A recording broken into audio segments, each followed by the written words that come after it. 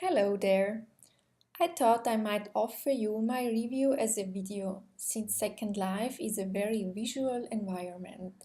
I picked a journey to ancient Rome for my critique of an educational resource in Second Life. The ancient Roman-themed land in Second Life is well documented and has an active community called Roman citizens with about 1,000 members. It exists already since 7 years. However, I quickly found out that the virtual Roma is not a rebuilt ancient Rome, but a virtual construction of an ancient Roman city. I found that quite confusing. There were some similarities to the real world, such as the Colosseum and the Circo Massimo. But Rome was not built on the sea, and there are other characters and role-play cultures like Germanic tribes, and so on. This makes the place less suitable for educational purposes, since there could be some misleading information about Roman history. During my exploration, I always wondered if the given information was true or not. Of course, this could be part of the game, but I would have appreciated it more to learn about the real ancient Roman city instead of the history of a virtual Roman city. The city is well built and very persistent. It also offers a lot to discover and interact with. Walking through this ancient city gave me a good insight into the Roman time. I felt like a tourist exploring a new city. When I arrived, I had to switch off the music. The modern sound was absolutely not suitable.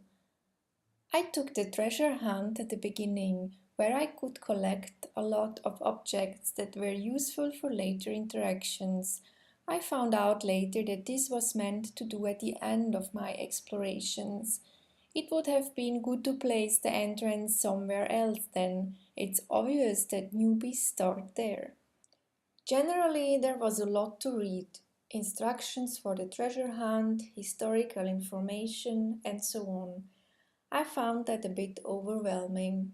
I had the desire to go ahead and discover the places. I didn't want to stay at one place too much time and read the static information. As a result, I didn't seriously read everything and probably missed some important information. It would be better to offer an audio guide. The visual senses are already so stressed in Second Life, it would be easier to deliver additional information through other senses. Roma is quite big. It is comprised of 8 connected sims and the ancient town has 10 districts. In addition, there are 3 other sims around the center of Roma: Subura, Transtiberim and Marittima.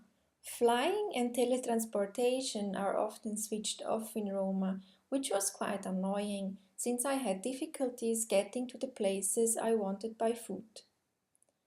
I then found out that I could ride a horse or hop on one of the traveling litters. The other sims were reachable by boats and ferries too. Nevertheless, flying would have offered a better and faster overview. The maps were useful, but they were not detailed enough to find the bath or the shopping districts, for example. The search functionality wasn't very helpful either. It showed me places outside Roma instead of the districts or local activities I was looking for. Overall, it was quite difficult to get an overview of the city and even more difficult to find specific places. To start, you can take a tour. The Roman guy at the entrance gives you a tour guide. There should be 10 different tours, but I couldn't find them. I would have enjoyed to take a city tour with a real tour guide, but that wasn't available.